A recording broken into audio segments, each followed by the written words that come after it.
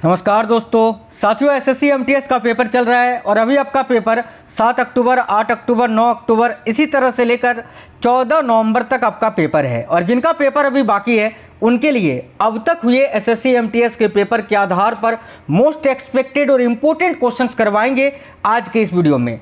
Total number of questions की बात करें तो पूरे 100 प्रश्न रहेंगे इस वीडियो में, जो कि बहुत ही इंपॉर्टेंट और एक्सपेक्टेड हैं। तो साथियों, अगर आप भी एसएससी एमटीएस की तैयारी कर रहे हैं और आपका भी पेपर अभी बाकी है तो ये वीडियो आज आपको कंप्लीट देख लेना है। और ये बहुत ही इंपॉर्टेंट और सिलेक्टेड क्वेश्चंस हैं जो कि आपसे हुबहू आपके पेपर में देखने को मिलेंगे। तो चलिए बिना देरी किए हुए क्लास को शुरू करेंगे। सभी से रिक्वेस्ट है, क्लास अगर पसंद आए तो वीडियो को लाइक और शेयर जरूर करना। पहला क्वेश्चन है, इलेक्ट्रिक सर्किट में धारा नियंत्रक का प्रयोग प्राय इनमें से किसको परिवर्तित करने के लिए किया जाता है?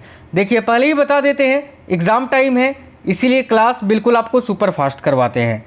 तो इलेक्ट्रिक सर्किट में धारा नियंत्रक का प्रयोग प्राय इनमें से किसको परिवर्तित करने के लिए किया जाता है? तो याद रखिए करेक्ट आएगा प्रतिरोध को परिवर्तित करने के लिए। ठीक है, तो इस क्वेश्चन का राइट आएगा प्रतिरोध।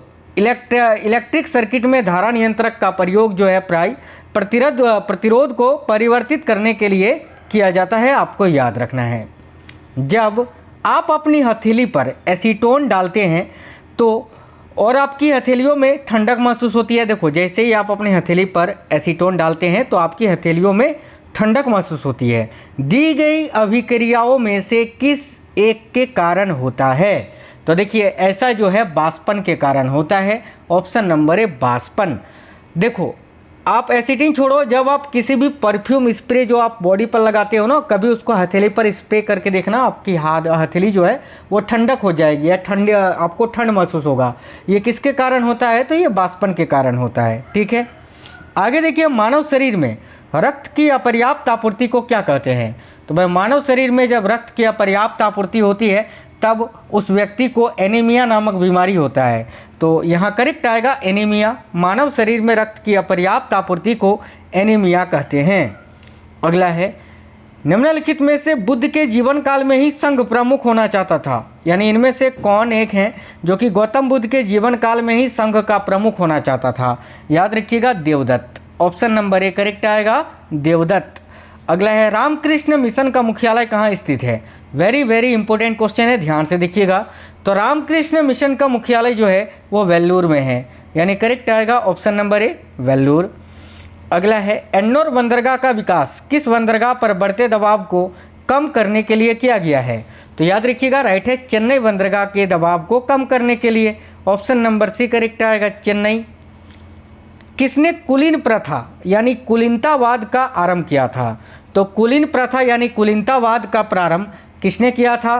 तो भाई याद रखिए बल्लाभ सेन ने। ऑप्शन नंबर ए। 1878 का वर्नाक्यूलर प्रेस एक्ट किसने रद्द किया था? नोट कर लीजिए साथियों, इस टाइप के क्वेश्चन सभी बहुत ज़्यादा पूछा जा रहा है आपके एमटीएस के पेपर में। तो 1878 का जो वर्नाक्यूलर प्रेस एक्ट है इसको लॉर्ड रिपन ने रद्द किया था, याद रखना। ऑप्शन नंबर ए करेक्ट आएगा लॉर्ड रिपन। किसने चौसा की लड़ाई में हुमायूं को पराजित किया था? दो बातें याद रखना इस क्वेश्चन में। पहली बात ये कि चौसा की लड़ाई कब हुई थी अगर पूछे तो 1539 में। और ये किसके किसके बीच हुई थी? तो एक तो मुगल शासक हुमायूं और दूसरे थे शेरशाह सूरी। तो याद रखना इस युद्ध में क्या हुआ था कि हुमायूं को हरा दिया था शेरशाह सूरी ने। तो राइट आएगा option number A Sher Shah Suri. अगला है, किसने अपने आप को खलीफा घोषित किया था? तो अपने आप को खलीफा किसने घोषित किया था? तो भाई मुबारक शाह खिलजी ने। राइट आएगा ऑप्शन नंबर डी। विश्व का सबसे बड़ा दूध उत्पादक देश इनमें से कौन सा है? तो याद रखिएगा भारत जो है ना साथियों विश्व का सबसे बड़ा दूध उत्पादक देश है, याद रखिएगा।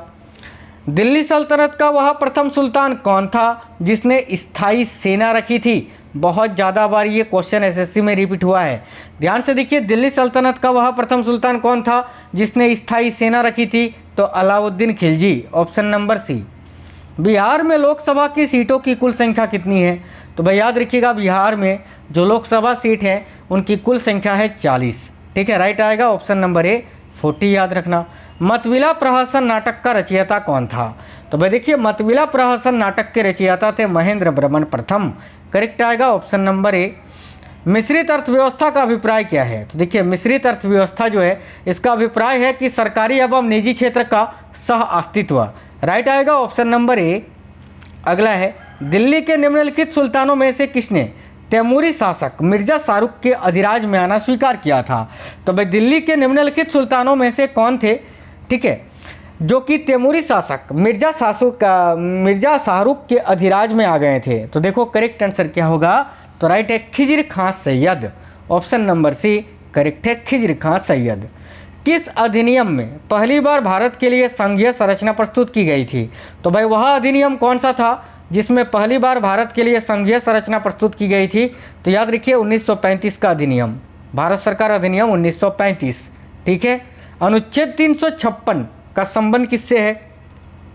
देखिए भारतीय संविधान का जो अनुच्छेद 356 है ये भाई किससे संबंधित है? तो राष्ट्रपति शासन से।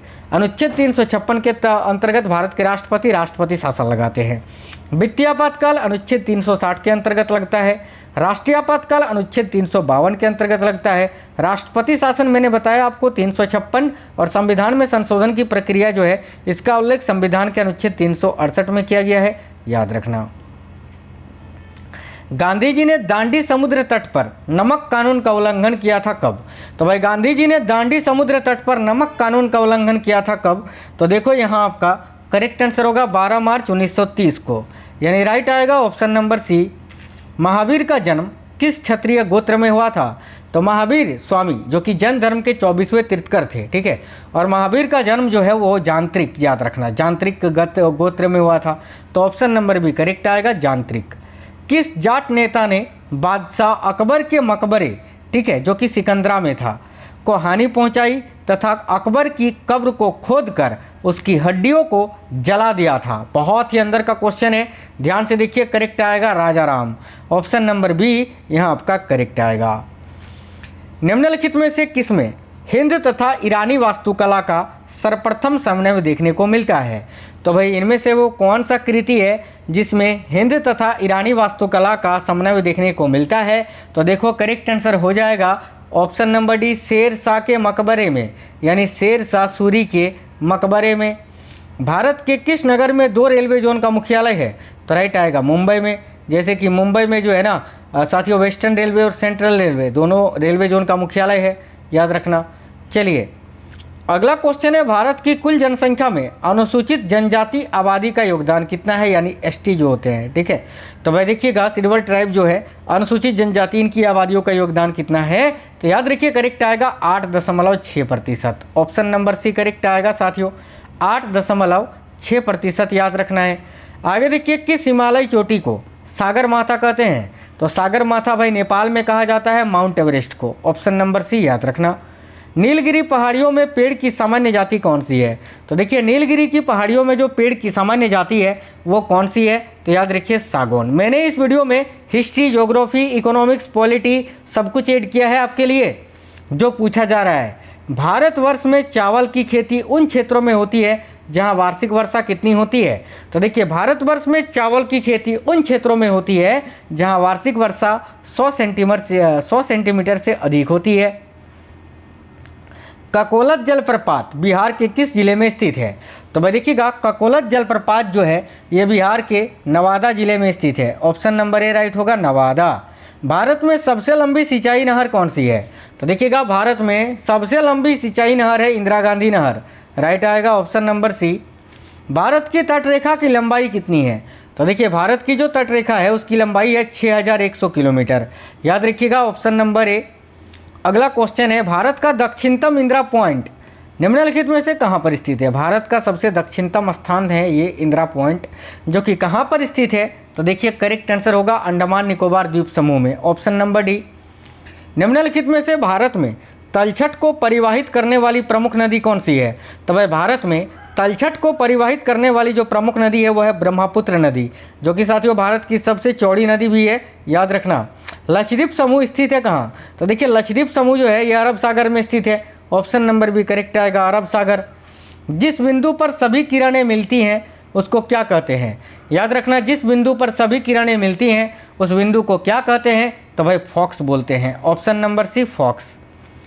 पृथ्वी देखिए, पृथ्वी के आवरण में गैसों के साथ मिश्रित पिछले हुए पदार्थ को क्या कहा जाता है? तो वह पृथ्वी के आवरण में गैसों के साथ मिश्रित पिछले हुए जो पदार्थ होते हैं उनको क्या कहा जाता है? तो याद रखिएगा, magma. Option number A. Rajiv Gandhi Khel Ratna पुरस्कार विजेता को कितने रुपए की नगद राशि दी जाती है? बहुत ही इंपॉर्टेंट क्वेश्चन है, याद रखना। अभी वर्तमान में 25 लाख रुपए की। करेक्ट आएगा ऑप्शन नंबर डी। पहले 7.5 लाख था, अभी 25 लाख दिया जाता है, याद रखना। अकबर के शासनकाल में इनमें से कौन मुगल साम्राज्य के वित्त मंत्री थे? तो भाई अकबर के शासनकाल में मुगल साम्राज्य के वित्त मंत्री कौन थे? राजा टोडरमल थे। तो राइट आएगा ऑप्शन नंबर ए, टोडरमल। मनुष्य के गुर्दे के निस्यंदन की इकाइयों को क्या कहते हैं? तो मनुष्य के गुर्दे के निस्यंदन की जो इकाइयां हैं उनको क्या कहते हैं? तो याद रखिए, करेक्ट आएगा, नेफ्रॉन्स कहते हैं। Option number C, nephrons. Muslim League की स्थापना का श्रेय किसे दिया जाता है? तो देखिए, मुस्लिम लीग की स्थापना का जो श्रेय है वो साथियों सलीमुल्लाह खां को दिया जाता है, जिन्होंने 1906 में ढाका में मुस्लिम लीग की स्थापना की थी, याद रखिएगा। नेक्स्ट है, श्रीनगर की स्थापना किस मौर्य शासक ने की थी? तो देखिए, श्रीनगर की स्थापना किसने की थी? तो भाई अशोक ने, जो कि एक मौर्य शासक थे। वर्ष 1857 के विद्रोह को या विद्रोह को, ठीक है, विद्रोह के निम्न नेताओं में से किसने सबसे पहले अपना बलिदान दिया था? तो देखिए, 1857 की जो क्रांति है इसकी शुरुआत हुई थी 10 मई 1857 को। कहाँ से? तो मेरठ से, ठीक है। और इसमें सबसे पहले अपना बलिदान दिया था मंगल पांडे ने, जिन्होंने यह नारा लगाया था कि मारो फिरंगियों को। चलिए आगे देखिए, नेक्स्ट क्वेश्चन है तेभागा आंदोलन, ठीक है। तेभागा का मतलब होता है कि हम साथियों 1/3 चाहते हैं, ठीक है। तो तेभागा आंदोलन जो कि 1946-47 में सक्रिय था, ठीक है, ये क्या था? देखो, करेक्ट आंसर होगा ऑप्शन नंबर ए, जोतदारों के विरुद्ध बारगादारों यानी बटाईदारों का आंदोलन था ये। ऑप्शन नंबर ए करेक्ट होगा। दिल्ली के प्रसिद्ध जामा मस्जिद का निर्माण किसने किया था? तो दिल्ली का जो प्रसिद्ध जामा मस्जिद है इसका निर्माण किया था हुमायूं ने, याद रखिएगा, ठीक है। बहुत ही अच्छा क्वेश्चन है, एक सेकंड ध्यान से देखिएगा। माफ करना, गलती से आपको यहाँ हुमायूं बता दिए थे। देखो, शाहजहां ने बनाया था ना, जो कि 1650 में शुरू हुआ था, बिल्कुल। तो यहाँ पर बाय मिस्टेक आपको हुमायूं बता दिए थे, शाहजहां याद रखना, जिन्होंने दिल्ली के प्रसिद्ध जामा मस्जिद का निर्माण करवाया था, ठीक है। चलिए तो आगे बढ़ते हैं अगले क्वेश्चन की तरफ, और ये रहा आज का आपका अगला क्वेश्चन। वर्तमान लोकसभा में प्रत्येक राज्य के लिए स्थानों का आवंटन जो है वो आधारित है किस जनगणना पर? तो याद रखिए 1971 की जनगणना पर, जो कि 2026 तक वैसे ही रहेगा, ठीक है। राष्ट्रकूट वंश का संस्थापक कौन था? तो याद रखिए, राष्ट्रकूट वंश का संस्थापक दंती दुर्ग था या दंती बर्मन द्वितीय। ऑप्शन नंबर ए करेक्ट आएगा साथियों। चलिए नेक्स्ट है, देश में राष्ट्रीय नई सड़क नीति कब अपनाई गई? तो भारत में राष्ट्रीय नई सड़क नीति को कब अपनाया गया था? तो याद रखिए, करेक्ट आएगा 1997 ईस्वी में। ऑप्शन नंबर भी करेक्ट है। अगला, वह कौन सा बैंक है जिसने कृषकों के पास आसानी से पहुंचने के लिए किसान क्लब बनाए हैं? तो भाई वह बैंक है साथियों क्षेत्रीय ग्रामीण बैंक। ऑप्शन नंबर ए। अगला, भारत में कुल वन आच्छादित क्षेत्र कितने प्रतिशत में है? तो भारत में कुल वन आच्छादित जो क्षेत्र हैं वो है 23.81%। ऑप्शन नंबर सी करेक्ट होगा। अगला क्वेश्चन है, वह स्रोत होगा, है ना, वह स्रोत जिसमें पाटलिपुत्र के प्रशासन का वर्णन उपलब्ध है? तो याद रखना, इंडिका। इंडिका की रचना किसने की थी? तो मेगास्थनीज ने। चंद्रगुप्त प्रथम ने गुप्त संवत का प्रारंभ किस उपलक्ष्य में किया था? तो देखिए, चंद्रगुप्त प्रथम ने गुप्त संवत को प्रारंभ किया था, और किस उपलक्ष्य में? तो याद रखिए, अपने राज्यरोहण के उपलक्ष्य में, है ना, अपने राज्यरोहण के स्मारक के रूप में। ऑप्शन नंबर एक करेक्ट आएगा। किसने कन्नड़ शास्त्र की प्राचीनतम कृति कबीरजमा की रचना की? तो कबीरजमा की रचना किसने की थी? बहुत इंपॉर्टेंट क्वेश्चन है, याद रखिए, अमोघवर्ष ने। करेक्ट आएगा ऑप्शन नंबर बी। सर्वप्रथम किस फिल्म अभिनेता को राज्यसभा का सदस्य मनोनीत किया गया था? तो भाई देखिए, सर्वप्रथम किस फिल्म अभिनेता को राज्यसभा का सदस्य मनोनीत किया गया था? तो याद रखिए, पृथ्वीराज कपूर को। करेक्ट आएगा option number D. Bombay stock exchange की स्थापना की संस्तुति 1991 में किस समिति द्वारा की गई थी? देखिए, बंबई स्टॉक एक्सचेंज की स्थापना किस समिति की अनुशंसा पर? तो याद रखना, बहुत ज़्यादा पूछा जाता है ये, फेरवानी समिति की अनुशंसा पर 1991 में की गई थी, याद रखना। तैमूरलंग के आक्रमण के बाद गंगा की घाटी में स्थापित होने वाला राज्य कौन सा था? देखिए, तैमूरलंग ने आक्रमण किया था 1398 में, और इसके बाद गंगा की घाटी में स्थापित होने वाला जो राज्य था वो था जौनपुर। करेक्ट आएगा ऑप्शन नंबर ए, जौनपुर। उपनिषद काल के राजा अश्वपति कहाँ के शासक थे? तो तो भाई उपनिषद काल के जो राजा थे अशोपति, ये कहाँ के शासक थे? तो साथियों याद रखना करेक्ट आएगा केकई के, ऑप्शन नंबर बी। कौन राष्ट्रपति के चुनाव में तो मतदान नहीं करते हैं परंतु उपराष्ट्रपति के चुनाव में मतदान करते हैं? तो याद रखिए राज्य विधान परिषद के सदस्य, option number B. Shri Mohammad Hamid Ansari का भारत के उपराष्ट्रपति के रूप में क्रमांक कितनावा था? तो श्री मोहम्मद हामिद अंसारी जो है भारत के 12वें नंबर के उपराष्ट्रपति थे, याद रखना ऑप्शन नंबर सी करेक्ट आएगा, 12वें नंबर के। उसके बाद 13वें बने थे वेंकैया नायडू और अभी 14वें हैं जगदीप धनखड़ जी। ठीक है, चलिए अगला क्वेश्चन देखते हैं। नेक्स्ट है, भारत के राष्ट्रपति के लिए आवश्यक योग्यता नहीं है क्या? तो देखिए भारत के राष्ट्रपति के लिए इनमें से कौन सा योग्यता जरूरी नहीं है ये बताना है। तो ऑप्शन नंबर डी कि वह संसद के किसी सदन का सदस्य हो, ये कोई मतलब आवश्यक नहीं है। बाकी देखिए वह भारत का नागरिक होना चाहिए, उनकी आयु 35 वर्ष से अधिक होनी चाहिए, उसमें लोकसभा के सदस्य के लिए निर्धारित सभी योग्यताएं होनी चाहिए जो कि भारत के राष्ट्रपति बन सकते हैं। अगला क्वेश्चन है, महात्मा गांधी के प्रिय भजन वैष्णव जन तो तने कहिए यानी जो पीर पराई जाने रे, इसके रचयिता कौन है? तो भाई नरसिंह मेहता यानी नरसिंह मेहता। नेक्स्ट है, 1707 ईस्वी में औरंगजेब की मृत्यु के बाद मोहम्मद मुअज्जम किस नाम से मुगल राज सिंहासन पर बैठा था? तो देखिए करेक्ट आएगा बहादुर शाह प्रथम के नाम से। ठीक है, मोहम्मद गौरी ने 1175 ईस्वी में भारत पर पहला आक्रमण किस राज्य के खिलाफ किया था? तो याद रखिए करेक्ट आएगा मुल्तान के करमाथी शासक के खिलाफ। अगला है, कोझिकोड बंदरगाह कहाँ स्थित है? तो कोझिकोड जो कि पहले कालीकट के नाम से जाना जाता था, ये केरल में है, option number B Kerala. Bharat में सर्वाधिक मूल्य के रत्न एवं आभूषणों का निर्यात किस देश को होता है? याद रखिए करेक्ट है संयुक्त राज्य अमेरिका को। शक संवत का प्रारंभ किस सम्राट के शासनकाल में 78 ईस्वी में हुआ था? तो भाई याद रखिएगा करेक्ट आंसर है कनिष्क के समय में, यानी करेक्ट आएगा ऑप्शन नंबर बी कनिष्क, याद रखना। अगला, निम्न में से कौन फेबियन आंदोलन का प्रस्तावक था? तो भाई फेबियन आंदोलन का प्रस्तावक कौन था? तो एनी बेसेंट थी ना, ऑप्शन नंबर ए एनी बेसेंट। बंद अर्थव्यवस्था से आप क्या समझते हैं? साथियों बंद अर्थव्यवस्था का मतलब होता है कि ना तो इंपोर्ट होगा ना एक्सपोर्ट होगा, यानी आयात निर्यात बंद, ऑप्शन नंबर बी करेक्ट आएगा। चलिए नेक्स्ट क्वेश्चन देखिएगा, सातवाहन या आंध्र सातवाहन वंश का संस्थापक कौन था? तो देखिए करेक्ट है Simuk, option number A. Varindra Kumar Ghosh के क्रियाकलापों ने एक गुप्त क्रांतिकारी संगठन को बंगाल में जन्म दिया जो कि किस नाम से जानी जाती थी?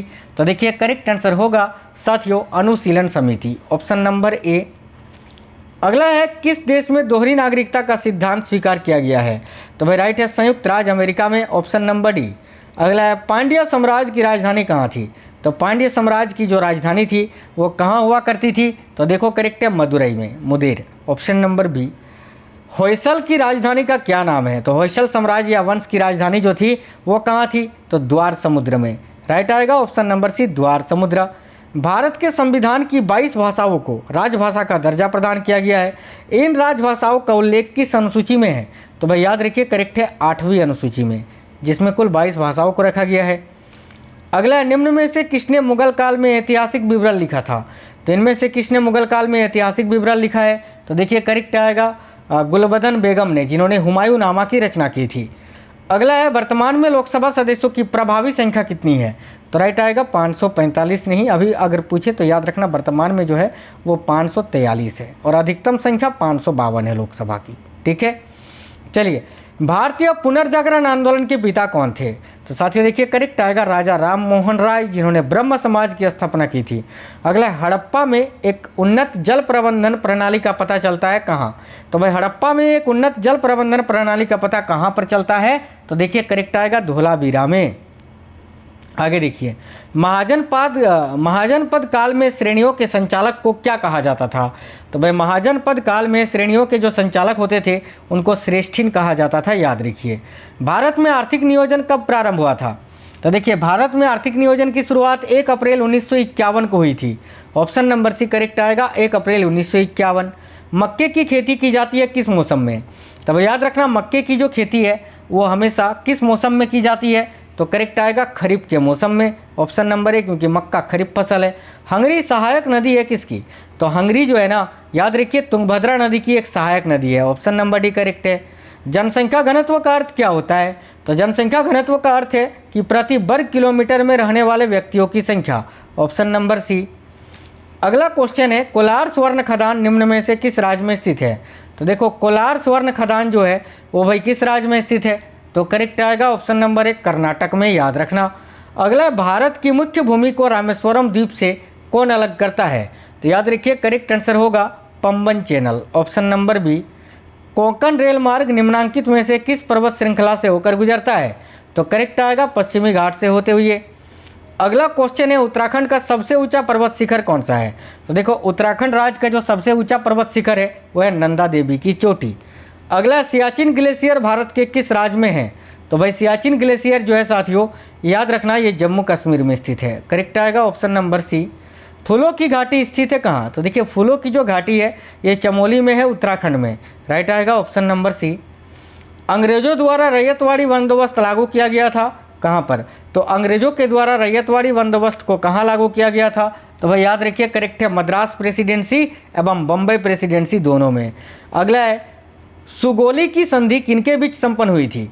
देखिए सुगोली की जो संधि है वो ईस्ट इंडिया कंपनी और नेपाल के बीच में हुई थी, याद रखना, ईस्ट इंडिया कंपनी और नेपाल।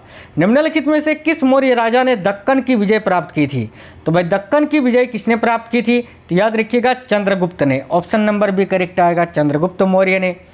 अगला क्वेश्चन है, संविधान सभा के उद्घाटन अधिवेशन की अध्यक्षता किसने की थी? तो राइट है सच्चिदानंद सिन्हा जी ने, अस्थायी रूप से 9 दिसंबर 1946 को, ठीक है। उसके बाद फिर डॉक्टर राजेंद्र प्रसाद बने थे स्थायी अध्यक्ष 11 दिसंबर 1946 को। कपास का उत्पादन सर्वप्रथम सिंधु क्षेत्र में हुआ, जिसे ग्रीक या यूनान के लोग किस नाम से जानते थे? तो भाई याद रखिए सिंडन के नाम से, ऑप्शन नंबर ए। रेल बंधु क्या है? तो देखिए रेल बंधु की बात करें तो रेल बंधु जो है ना, राजधानी शताब्दी, ठीक है, वातानुकूलित दुरंतो एक्सप्रेस से उपलब्ध भारतीय रेल की एक पत्रिका है। तो करेक्ट आएगा ऑप्शन नंबर डी, ठीक है। चलिए आगे देखिए, कुनवु या कानो वंश का संस्थापक कौन था? तो कण्व या कानो वंश का संस्थापक कौन था? देखिए करेक्ट आएगा वसुदेव, ऑप्शन नंबर ए। सितंबर 1932 में पूना समझौता महात्मा गांधी व किनके बीच हुआ था? याद रखिए BR अम्बेडकर के बीच। देखिए सेवों का अजंता किसे कहा जाता है? तो भाई सेवों का अजंता जो है वो लिपाक्षी को कहा जाता है, याद रखना, ऑप्शन नंबर ए लिपाक्षी। अगला, भारत की राष्ट्रीय आय में किस क्षेत्र का सबसे कम योगदान है? तो भारत का जो राष्ट्रीय आय है इसमें किस क्षेत्र का सबसे कम योगदान है? तो याद रखिए करेक्ट आएगा प्राथमिक क्षेत्र का, ऑप्शन नंबर ए। अवध, देखिए अवध, हैदराबाद, भरतपुर, रोहेलखंड एवं फर्रुखाबाद किस मुगल शासक के समय में स्वतंत्र हुए थे? तो भाई राइट आंसर होगा साथियों मोहम्मद शाह रंगीला के समय में, ऑप्शन नंबर बी। अगला है, निम्नलिखित में से कौन सा एक मौलिक कर्तव्य नहीं है? तो मौलिक कर्तव्य करों की अदायगी नहीं है, ऑप्शन नंबर डी करेक्ट होगा। बाकी देखिए राज्य का आज्ञा पालन, कानून का आज्ञा पालन, समाज का आज्ञा पालन, तीनों मौलिक कर्तव्य हैं, ऑप्शन नंबर डी नहीं है, तो ऑप्शन नंबर डी करेक्ट है। अगला क्वेश्चन है क्वेश्चन नंबर 100 कि भारत के कल्याणकारी राज होने का विचार पाया जाता है कहाँ? देखिए भारत के कल्याणकारी राज होने का विचार दो जगह से मिलता है, एक आपका हो गया देखिए DPSP यानी राज्य के नीति निर्देशक तत्व, और एक है संविधान की प्रस्तावना में, यानी ऑप्शन नंबर डी 1 और 3 दोनों में। उम्मीद करते हैं आपको ये वीडियो पसंद आया है, और अगर आपको ये क्लास पसंद आया है तो वीडियो को लाइक जरूर करना और अपने सभी दोस्तों तक शेयर कर देना। कमेंट बॉक्स में बताइएगा ये क्वेश्चंस कैसे थे, क्लास आपको कैसा लगा। मैं डेली आपको एक्सपेक्टेड क्वेश्चंस के बहुत ही इंपॉर्टेंट सेट्स करवा रहा हूँ, आप लोग डेली उन वीडियोज़ को देखना, ठीक है। आप पेपर से पहले जो है ना उन सारे वीडियोज़ को देख कर ही जाना। चलिए मिलते हैं नेक्स्ट वीडियो में। जय हिंद, वंदे मातरम।